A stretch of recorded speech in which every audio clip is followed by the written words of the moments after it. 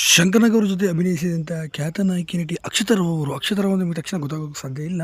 ಗೀತಾ ಎಂಬ ಸಿನಿಮಾವು 1981ರಲ್ಲಿ ಬಂದಿದ್ದ block buster ಸಿನಿಮಾದ ನಾಯಕಿಯಾಗಿ ಶಂಕರ್ನಾಗ್ ಅವ್ರ ಜೊತೆ ಅಭಿನಯಿಸಿ ಆ ಸಿನಿಮಾದಲ್ಲಿ ದುರಂತ ಅಂತ ಕಾಣುವಂಥ ನಾಯಕಿ ಪಾತ್ರವನ್ನು ಅಭಿನಯಿಸಿದಂಥ ಅಕ್ಷತಾ ರಾವ್ ಅವರೇ ಇನ್ನು ನೆನಪಾಗಿ ಮಾತ್ರ ಉಳಿದಿರುವಂಥದ್ದು. ನಿಜಕ್ಕೂ ಏನಾಗಿದೆ ಇಲ್ಲಿ ಸಂಪೂರ್ಣ ಮಾಹಿತಿ ನಿಮಗೆ ಕೊಡ್ತೀನಿ.